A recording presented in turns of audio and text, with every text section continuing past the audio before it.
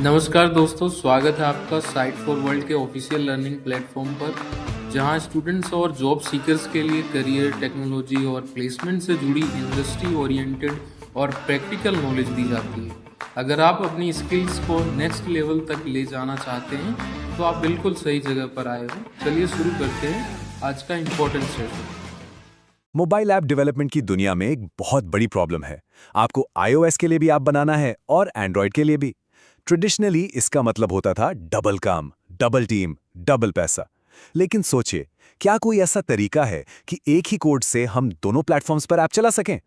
तो चलिए देखते हैं आज हम क्या क्या कवर करने वाले हैं। हम मोबाइल डेवलपमेंट की कोर प्रॉब्लम से शुरू करेंगे, फिर क्रॉस प्लेटफॉर्म के सॉल्यूशन को समझेंगे। इसके बाद हम 3 बड़े फ्रेमवर्क को देखेंगे, उनका कंपैरिजन करेंगे और आपको सही चॉइस करने में हेल्प करेंगे।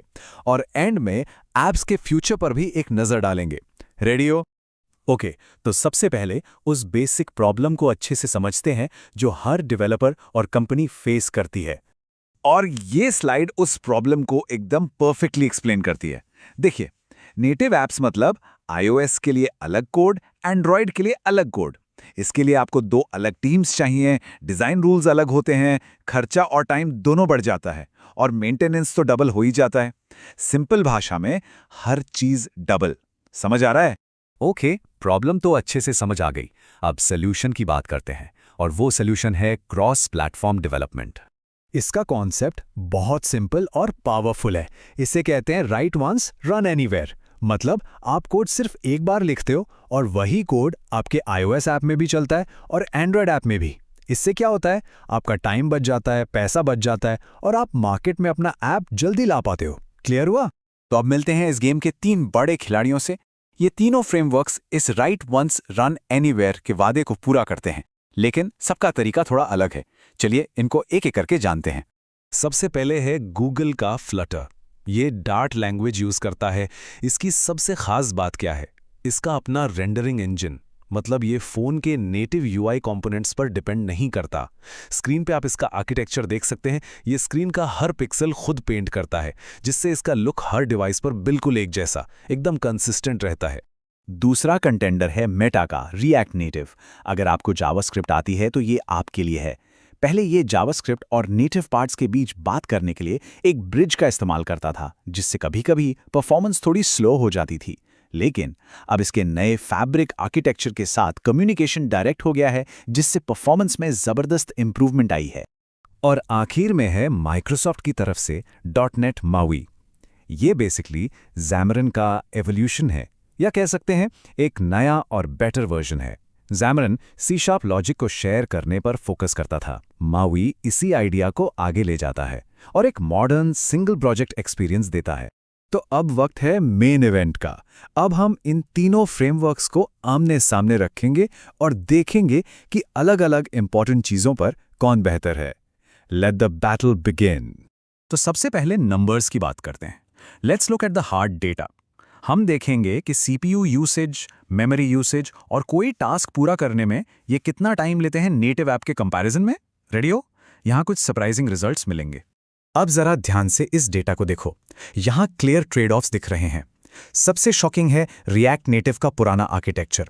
ये iOS पर नेटिव से लगभग 9 गुना ज्यादा CPU यूज करता था। ये बहुत बड़ा परफॉर्मेंस सेट है। वहीं दूसरी तरफ फ्लटर को देखो।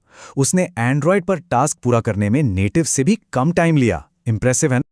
इसको और क्लियर समझने के लिए iOS पर CPU यूसेज का ये चार्ट देखो। डेटा बिल्कुल साफ है। फ्लटर नेटिव से थोड़ा ही ज्यादा CPU ले रहा है, लेकिन रिएक्ट नेटिव का पुराना आर्किटेक्चर वो नेटिव ऐप से लगभग 9 टाइम्स ज्यादा CPU इंटेंसिव था। ये बहुत बहुत बड़ा डिफरेंस है दोस्तों। लेकिन आपसे कोई पूछे तो बता पाओगे ना कि परफॉर्मेंस ही सब कुछ नहीं होता? बिल्कुल, डेवलपर एक्सपीरियंस और कम्युनिटी सपोर्ट भी बहुत मैटर करता है। जैसे अगर आपकी टीम को पहले से जावास्क्रिप्ट आती है तो उनके लिए रिएक्ट नेटिव सीखना बहुत आसान है, और इसकी कम्युनिटी 3 मिलियन से ज्यादा पैकेजेस हैं। फ्लटर के लिए आपको डार्ट सीखनी पड़ेगी, पर उसके टूल्स कमाल के हैं। ये कोट इस पूरी डिस्कशन का निचोड़ है। इसका मतलब है आखिर में चॉइस आपके प्रोजेक्ट के गोल्स और आपकी टीम पर डिपेंड करेगी। लेकिन हाँ, हमेशा ऐसी टेक्नोलॉजी के साथ काम करना बेटर होता है जो वेल टेस्टेड हो और जिसे बहुत लोग यूज कर रहे हों। तो सबसे इंपॉर्टेंट सवाल, एक टीम कैसे डिसाइड करें? कंफ्यूजन तो होता है, तो चलिए इसको आसान बनाते हैं। हमने आपके लिए कुछ सिंपल चीट शीट्स बनाई हैं। तो फ्लटर कब चूज करना चाहिए? सिंपल है। अगर आपके लिए एकदम पॉलिश्ड, पिक्सल परफेक्ट यूआई सबसे इंपॉर्टेंट है जो हर फोन पर सेम दिखे, अगर आपके ऐप में बहुत सारे एनिमेशंस हैं, या अगर आपको एक ही कोड से मोबाइल, वेब और डेस्कटॉप तीनों के लिए ऐप बनाना है, तब फ्लटर आपके लिए बेस्ट है। और रिएक्ट नेटिव, ये तब बेस्ट है जब आपकी टीम ऑलरेडी जावास्क्रिप्ट और रिएक्ट में एक्सपर्ट हो। अगर आपका प्रोजेक्ट सोशल मीडिया या ई-कॉमर्स जैसा है जिसमें बहुत जल्दी अपडेट्स आते हैं, या अगर आपको एनपीएम के लाखों पैकेजेस का फायदा उठाना है, ऐसे केस में React Native is the way to go. Finally .NET MAUI, इसका सीन थोड़ा अलग है। ये उन कंपनीज के लिए परफेक्ट है जो पूरी तरह से माइक्रोसॉफ्ट इकोसिस्टम में इन्वेस्टेड हैं, मतलब C#, .NET, Azure यूज करती हैं। अगर आप एक पुरानी Xamarin ऐप को अपग्रेड कर रहे हों या कंपनी के लिए इंटरनल टूल्स बना रहे हों, तो .NET MAUI से बेहतर कुछ नहीं। तो अब तक हमने प्रेजेंट की बात की।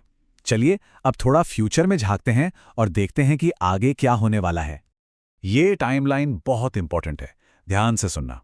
देखो, मई 2024 में माइक्रोसॉफ्ट ने Xamarin का सपोर्ट बंद कर दिया। Game over.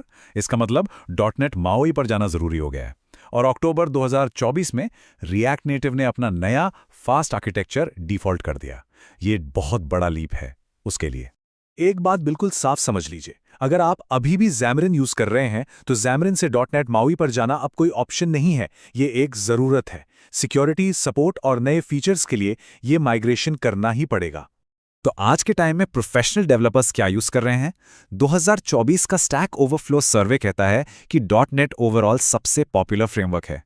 लेकिन जब बात स्पेसिफिकली क्रॉस प्लेटफॉर्म टूल्स की आती है तो रेस फ्लटर और रिएक्ट नेटिव के बीच में है। दोनों लगभग नेक एंड नेक हैं। और आखिर में एक बड़ा सवाल छोड़कर जाता हूं।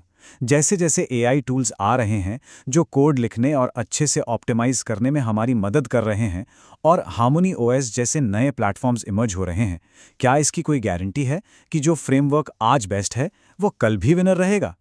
इस पर तो हमारे चैनल को सब्सक्राइब कीजिए और वीडियो को अपने दोस्तों के साथ शेयर जरूर कीजिए।